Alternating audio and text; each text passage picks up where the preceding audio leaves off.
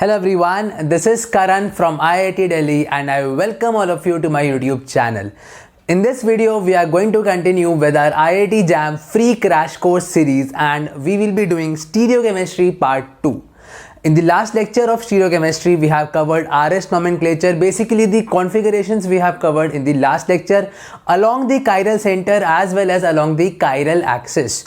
If you are new to our channel, then please subscribe our channel and press the bell icon for more updates. Let's get started. So in this video, we are going to cover several things. Like we will be first covering about axis of symmetry. Then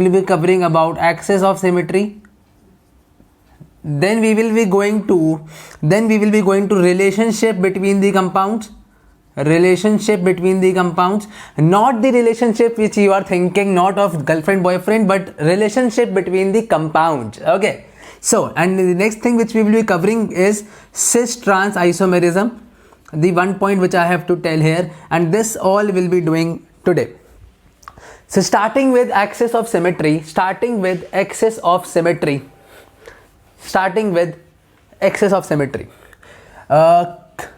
Please, from this video onwards, I will request you to keep your notebook and pen with you and keep noting down the things. Okay, so let's begin the topic of axis of symmetry.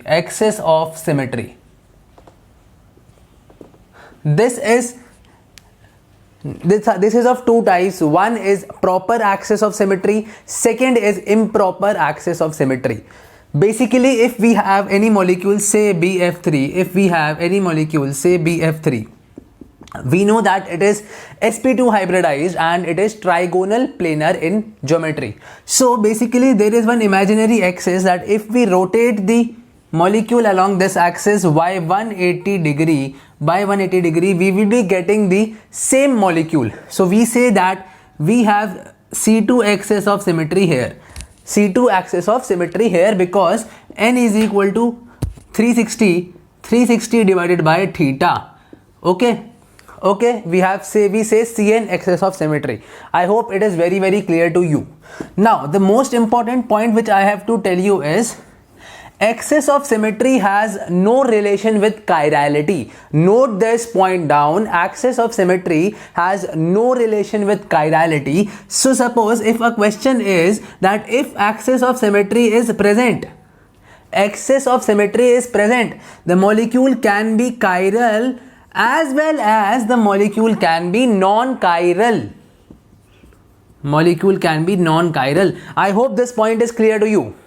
The basic condition of chirality is that the molecule should not have plane of symmetry. The molecule should not have center of symmetry. If these two conditions are being satisfied, we say the molecule is chiral. Clear? So now the question will be coming to your mind that axis of symmetry can either be present or be absent. Very correct. So there are two types of chirality. So there is one case if axis of symmetry is present and POS is absent, COS is absent. But if axis of symmetry is present, so the molecule is known as dissymmetric chiral. Clear? And if I take another case that axis of symmetry is also absent, POS was already absent and COS is also absent, that means all the symmetry elements are absent, then we say the molecule is asymmetric chiral.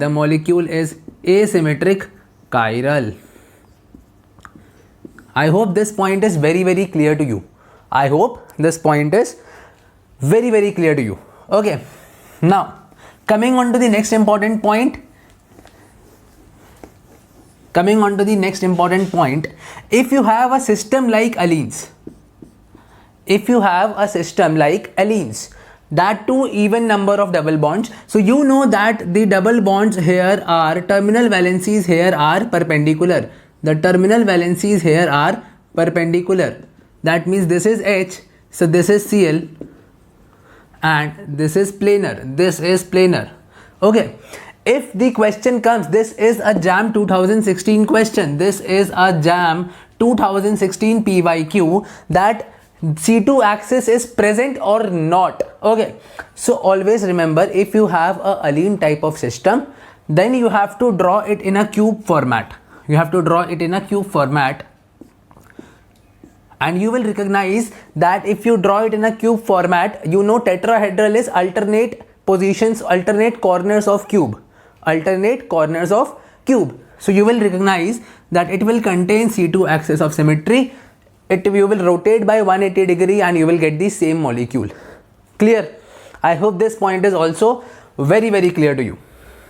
Now moving on to the next segment of our crash course part 2 today, that is relationship between two compounds. Please don't get happy, I'm not talking about your relationship, I'm neither concerned about it.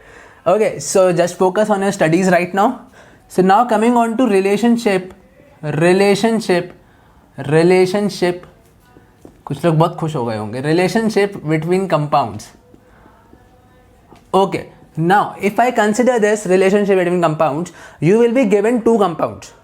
You will be given two compounds and you will be asked what is the relationship between the two. So say suppose I have been provided with two compounds A and B. I have to check their relation.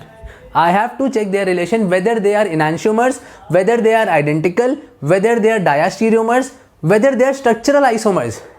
Most of the times बच्चे क्या करते हैं, they don't even know the molecules are structural or stereoisomers and they keep on checking geometrical, they keep on checking optical, but they were structural isomers. I hope you are getting the feeling of that. So if you are having two compounds, the first step which you have to check is whether they are structural isomers or whether they are stereoisomers. And that too, first of all, you have to check whether they are isomers or not. What are isomers? Compounds with same molecular formula but different structural formula. Okay, first you have to check whether they are isomer. Next you will check whether they are structural or stereo. Structural में क्या होगा? Structural में connectivity is same. Connectivity is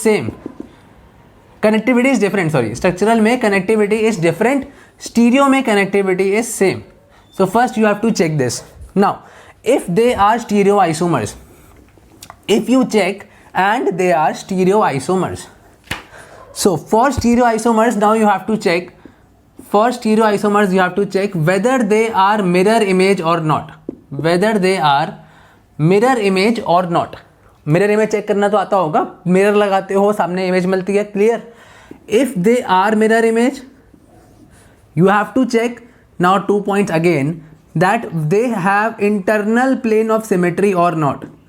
Whether they have internal plane of symmetry or not. If they have, they are identical molecules. They are identical molecules. Always remember, homomers and identical are one and the same thing. Coming on to the next point, if internal POS is not there. Internal POS is not there, then they are enantiomers. They are enantiomers. I hope this point is clear to you. Now, if they are not mirror image, if they are not mirror images, then you have to check that whether you can get the molecule same by rotation. Whether you can get if they are A and B. So check that whether they are interconvertible by rotation. A को ऐसे घुमा दो क्या हमें B मिल जाएगा, या B को ऐसे रोटेट करके A मिल जाएगा. If it is possible, then they are identical. If it is possible, then they are identical. If it is not possible rotation, say we are not getting the same molecule, then they are diastereomers. Then they are diastereomers. Okay, I hope it is clear to you. Now coming on to the next point, coming on to meso compounds. Meso. Coming on to meso